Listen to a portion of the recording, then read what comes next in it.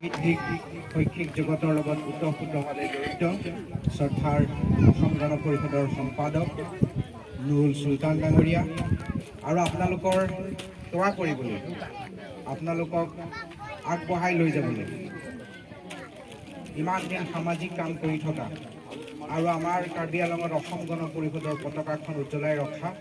আমাৰ সকলোৰে শ্ৰদ্ধাৰ অসম গণ পৰিষদৰ সম্পাদক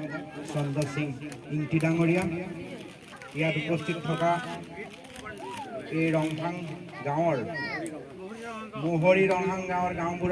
গাঁওবুঢ়া ৰংহাং ডাঙৰীয়া হৈছে গাঁৱৰ নামো গাঁওবুঢ়া আৰু তেওঁৰ নামো গাঁওবুঢ়া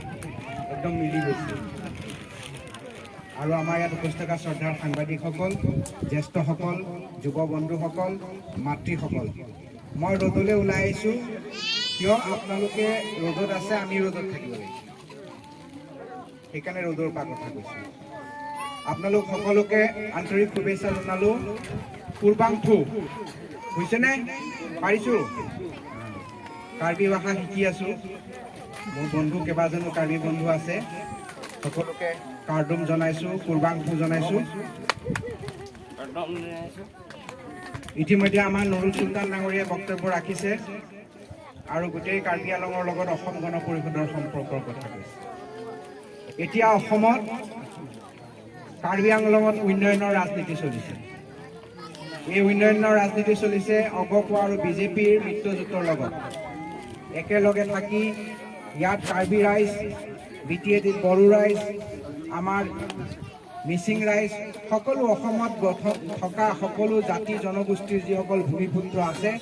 সেইসকলক লৈ পেলাই এতিয়া আমাৰ চৰকাৰ চলিছে আমাৰ চৰকাৰ এতিয়া অকল ভূমিপুত্ৰসকলে চলাইছে আজি কাৰ্বি আংলঙত শান্তিৰ পৰিৱেশ উভতি আহিছে উন্নয়নৰ ৰাজনীতি আৰম্ভ হৈছে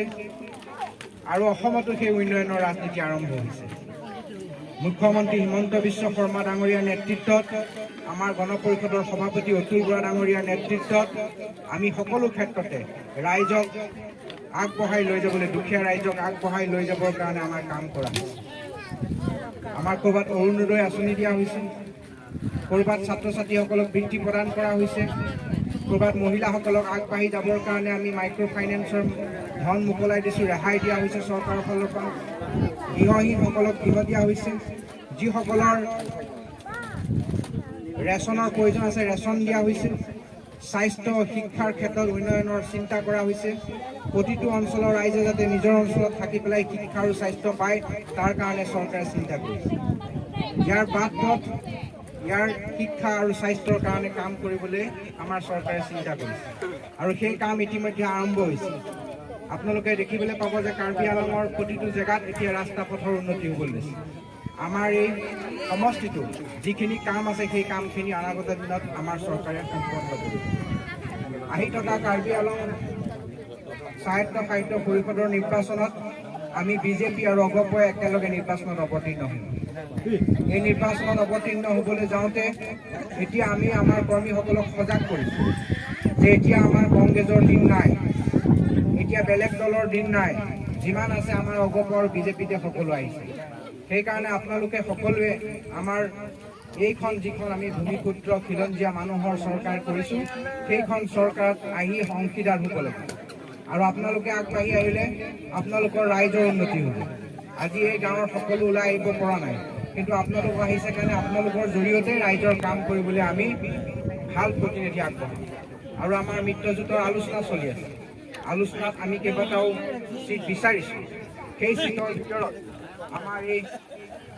সুচেং হেণ্টা সমষ্টিও আমাৰ আছে আমি আশা কৰিছোঁ এই সমষ্টি যদি আমি ফালৰ পৰা পাওঁ তেতিয়াহ'লে নিশ্চয় আমাৰ চন্দ্ৰ সিং ইংতি ডাঙৰীয়া আমাৰ প্ৰাৰ্থী হ'ব আৰু তেওঁ প্ৰাৰ্থী হ'লে তেওঁ আগৰ পৰাই এই অঞ্চলৰ সামাজিক এই অঞ্চলৰ ৰাইজৰ লগত সদায় জড়িত হৈ আছে তেওঁ ইয়াৰ ৰাইজক সেৱা আগবঢ়াবলৈ চেষ্টা কৰিব আপোনালোকৰ লগত থাকি ছাত্ৰ ছাত্ৰী মহিলাসকলক পুৰুষসকলক সকলোকে আগবঢ়াবলৈ কাম কৰি যাব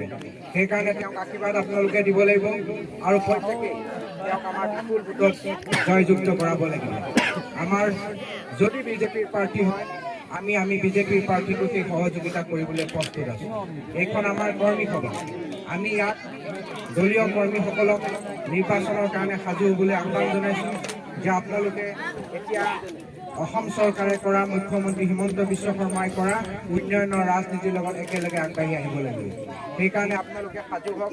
আগন্তুক সময়ত আমি আপোনালোকৰ ওচৰলৈ পুনৰ আহিম। তেতিয়া নিৰ্বাচনৰ যেতিয়া চূড়ান্ত হ'ব, তেতিয়া আপোনালোকৰ সমস্যা কেনেকৈ সমাধান কৰা হয়, আপোনালোকৰ কামখিনি কেনেকৈ আগবঢ়াই লৈ যোৱা হয়, এই গোটেই কথাখিনি আমি আলোচনা কৰিম। আৰু অনাগত দিনত আমি অসম গণ পৰিষদে কাৰ্বি আংলঙৰ কাৰ্বি ৰাইজৰ লগত আগতেও আছিলোঁ, ভৱিষ্যতেও থাকিম, আৰু এতিয়াও আছোঁ আৰু ভৱিষ্যতেও থাকিম। এইখিনিকে কৈ মোৰ বক্তব্য সামৰণি মাৰিছোঁ। ধন্যবাদ। কাৰ্ডম।